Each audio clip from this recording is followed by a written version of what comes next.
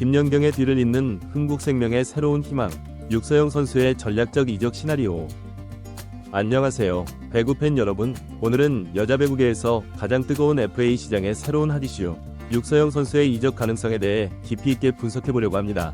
특히 흥국생명으로의 이적 가능성이 높아지고 있는 상황에서 왜 많은 구단들이 그녀의 영입을 위해 치열한 경쟁을 벌이고 있는지 알아보겠습니다. 2025년 여자 배구 FA 시장의 새로운 변수, 육서영. 2025년 여자 배구 FA 시장은 다소 조용할 것으로 예상되었지만 한 가지 흥미로운 이름이 등장하면서 시장에 활기를 불어넣고 있습니다. 바로 IBK 기업은행의 아웃사이드 히터 육서영 선수입니다. 육서영 선수는 아직 리그의 간판급 스타는 아니지만 FA 자격을 얻게 되면서 여러 구단들이 전략적 시나리오를 다시 계산하기 시작했습니다. 그 이유는 단순합니다. 육서영은 즉시 주전 자원은 아니지만 빠르게 성장하여 핵심 전력으로 도약할 가능성이 높은 유망주이자 미래이기 때문입니다. 도전적 선택, 흥국생명으로의 이적 가능성. 육서영 선수의 이적 시나리오 중 가장 주목할 만한 케이스는 바로 흥국생명으로의 이적입니다. 이 선택은 표면적으로는 도전으로 보일 수 있지만 전략적으로는 상호 보완적 필요성과 이상적인 기회 구조가 맞물린 현실적인 그림입니다.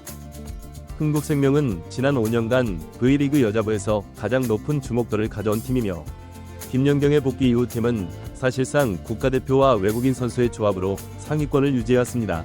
흥국생명 자체가 하나의 브랜드로 굳건히 자리 잡은 상황입니다. 그러나 문제는 이 화려한 시기가 유한하다는 점입니다. 김연경의 은퇴가 임박한 상황에서 흥국생명은 즉시 투입 가능하면서도 안정적인 레프트 자원과 팀 문화에 융화될 수 있는 훈련 태도와 성실성을 가진 선수를 필요로 합니다. 육서영은 이런 요건을 충족시키는 매우 희귀한 케이스라고 할 수 있습니다. 육서영의 강점과 흥국생명과의 시너지.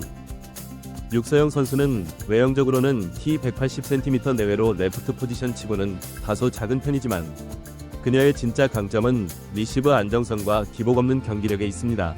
공격에서 파워로 밀어붙이는 스타일은 아니지만 연계 플레이와 코트 시야가 좋아 중심이 탄탄한 팀에서 더욱 빛을 발할 수 있는 유형입니다. 흥국생명은 전통적으로 조직력, 수비, 그리고 빠른 공격 전환을 중시하는 구단이며 신현경이라는 리그 최고 리베로와의 시너지, 그리고 상대적으로 기술적인 플레이를 강조하는 외국인 선수 활용 구조 속에서 육서영 같은 밸런스형 레프트는 전략적 가치가 매우 높습니다. 또한 그녀는 출전 시간에 비례해 성장이 눈에 띄는 선수입니다. IBK 기업은행에서 로테이션 멤버로 뛰며 실전 감각을 쌓아온 경험은 흥국생명과 같은 상위권 팀에서도 충분히 경쟁력을 가질 수 있음을 의미합니다.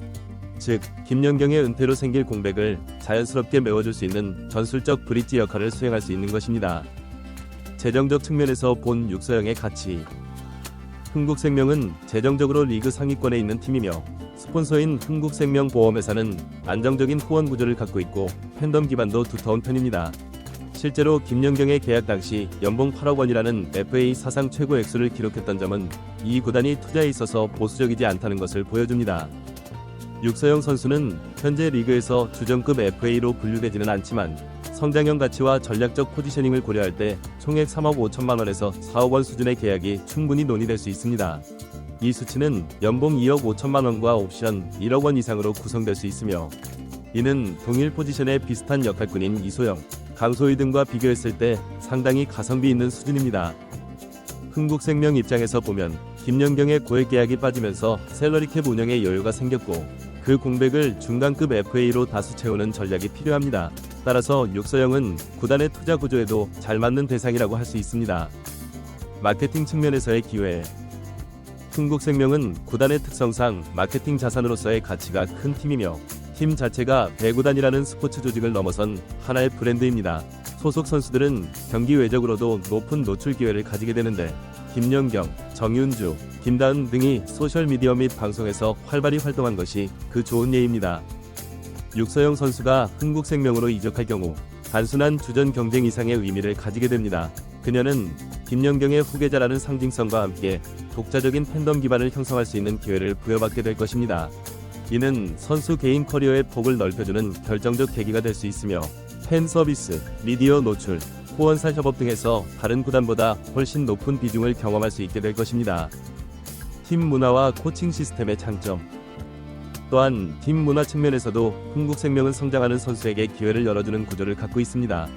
어린 선수들의 출전 기회를 적극적으로 보장하며 실수에 대한 과도한 질책보다는 점진적 학습을 유도하는 방향으로 코칭 시스템이 작동합니다. 이는 멘탈이 예민하거나 안정감을 중시하는 선수에게 매우 유리한 환경이라고 할 수 있습니다. 육서영 선수 개인 커리어 측면에서의 의미. 가장 중요한 것은 육서영 선수 입장에서 이 이적이 가지는 의미입니다. 그녀는 아직 20대 중반의 젊은 선수로 지금 FA 시장에 나선다면 이번 이적이 향후 3에서 4년 커리어의 방향성을 결정하게 될 것입니다. IBK 기업은행에서 계속 잔류하는 것은 안정적이지만 주전 경쟁과 팀 내 역할에서의 변화는 제한적일 수 있습니다. 반면 흥국생명으로의 이적은 초기에 다소 큰 부담을 안을 수 있지만 성공적으로 자리 잡을 경우 대표팀 승선, 리그 상위권 커리어, 마케팅 자산 확보까지 이어질 수 있는 하이 리스크, 하이 리턴형 선택입니다.